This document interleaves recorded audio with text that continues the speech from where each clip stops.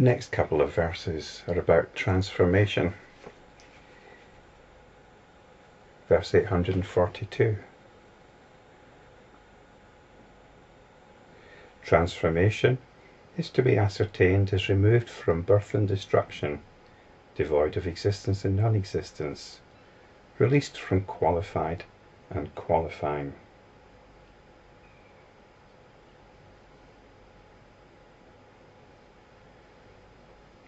But in verse 840, we heard about the transformation of all things. And it might just be a coincidence that this word transformation has come up again.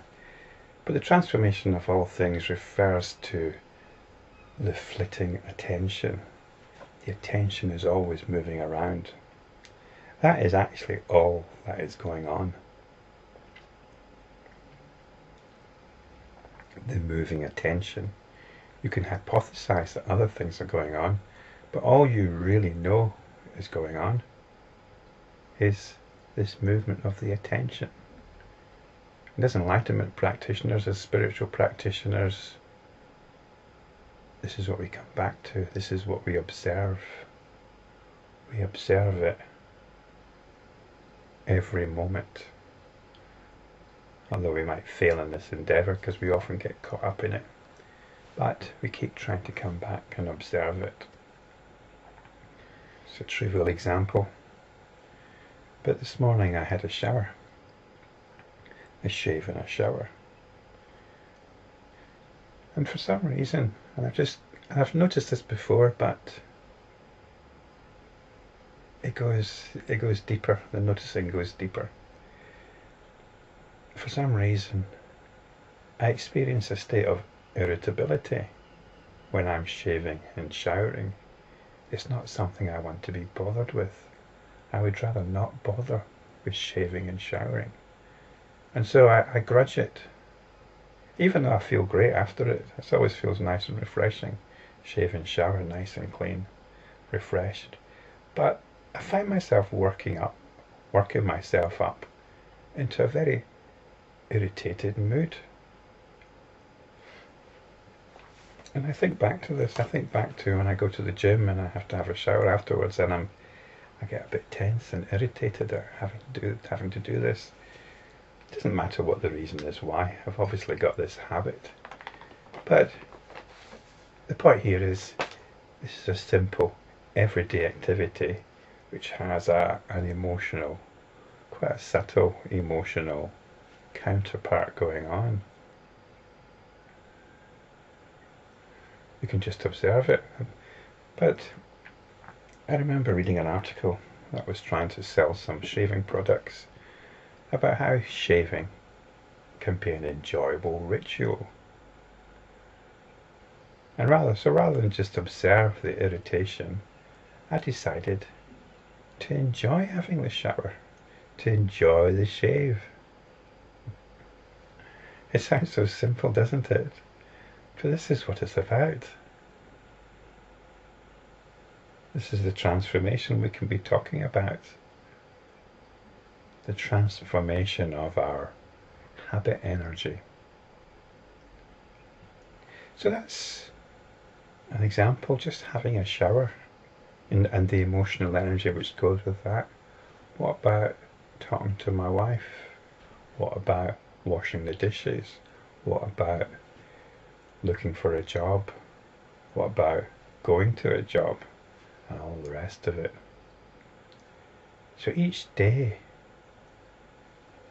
even if you're not doing very much, even if you're just sitting around, even that can bring with it its own emotional energy. On a practical level, you don't just observe this, you can do something about it.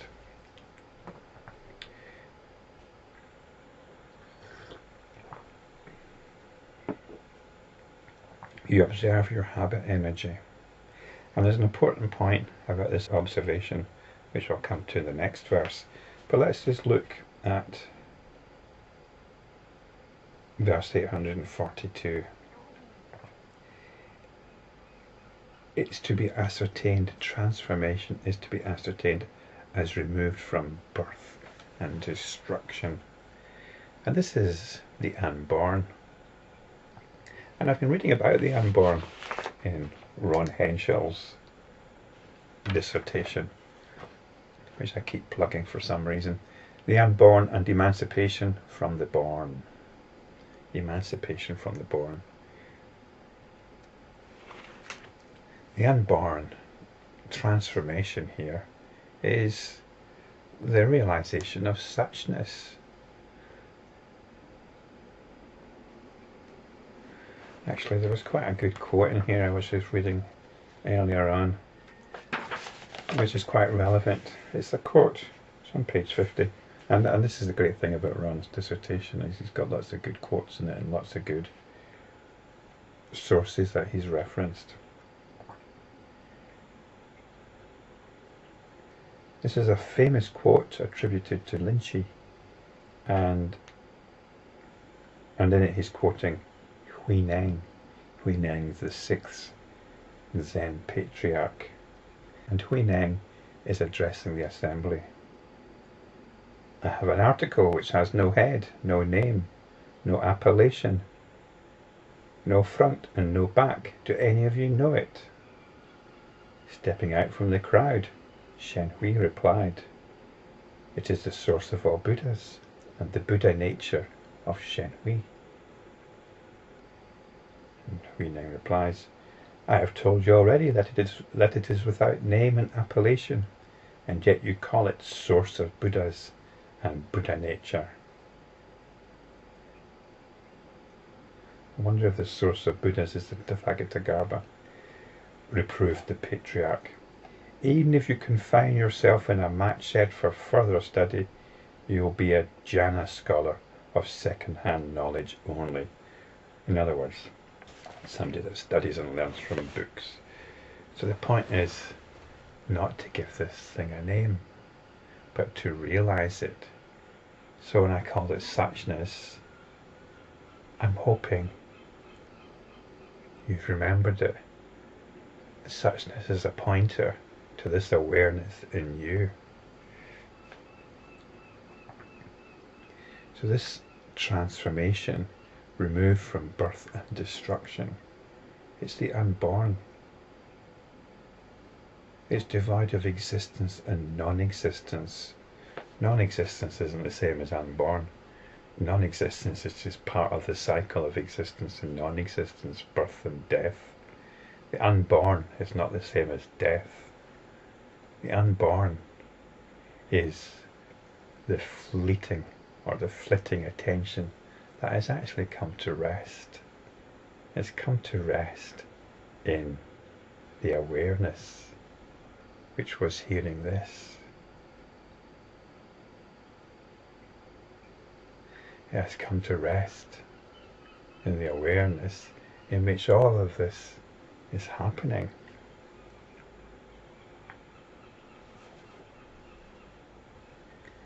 It's released from qualified and qualifying. In other words, we don't say anything about it.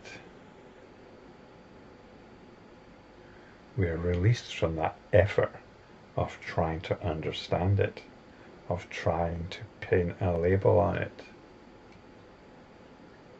Because as enlightenment practitioners, we've reached our goal and are abiding in it.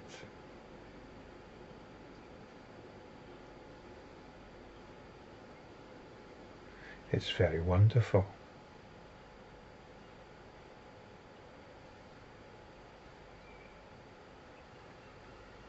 That's my response. I'm not saying it is wonderful, but my response is to say it is wonderful. Because I'm not going to qualify it. I'm not going to give it a quality.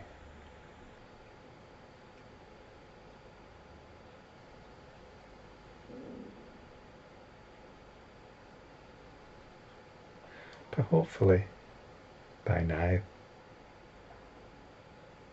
your consciousness is abiding in itself, in suchness.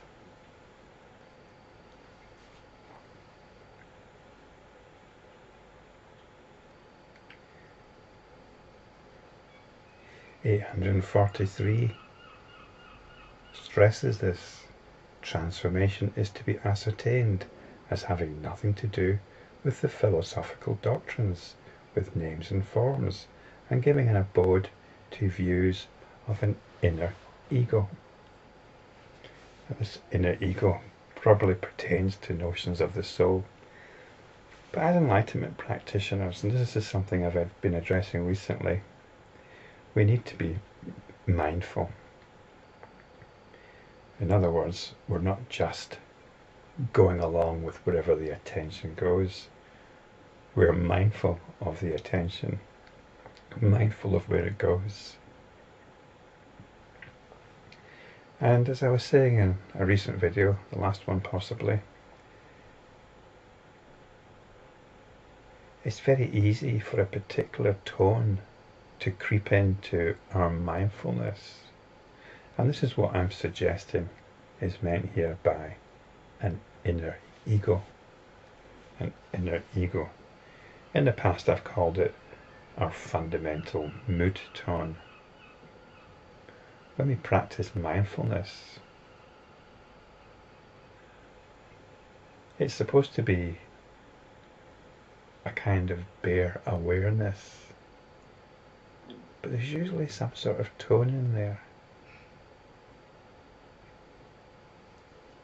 A tone which might be a little bit impatient, a little bit judgmental. And like the tone which goes along with any activity, like I described with having to wash myself, there can be a tone going along with mindfulness, especially if you're doing a formal sitting meditation practice. My body does not like sitting still, even though I'm quite sedentary by nature. Just the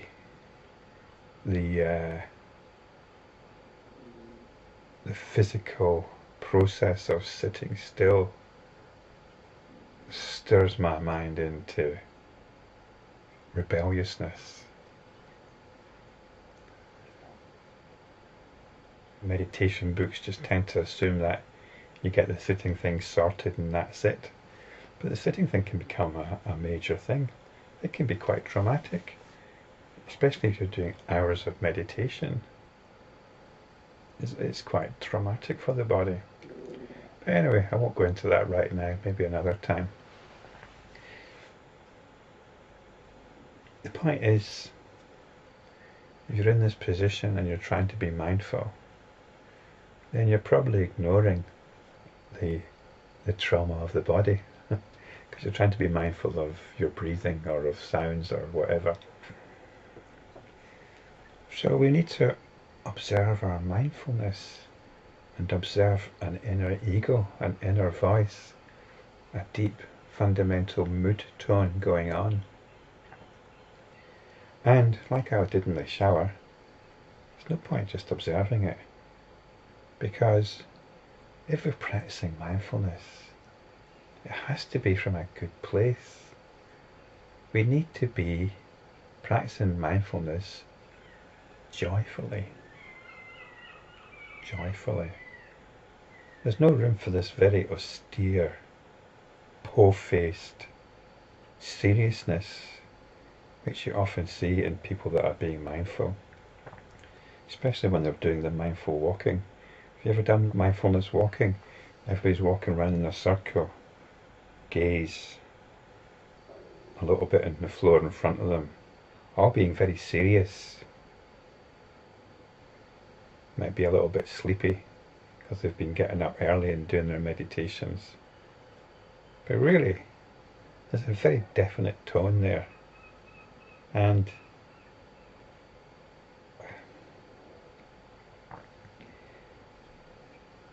you kind of wonder what on earth is going on.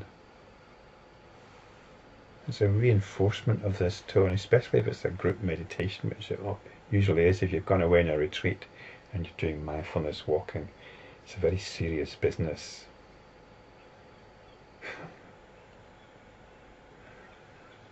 If you happen to notice anybody with a big grin on their face as they're doing the mindfulness, then they've probably got it.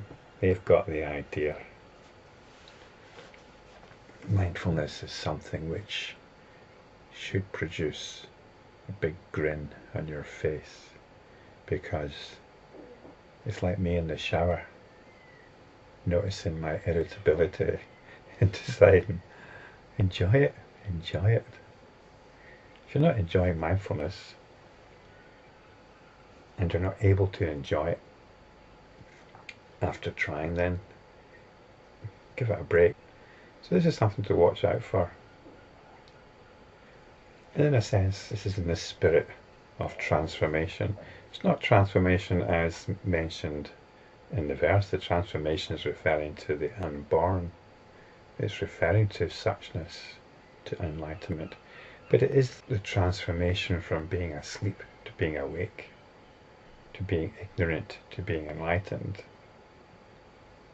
to being caught up in our habit energy, to abiding in unconditional joy.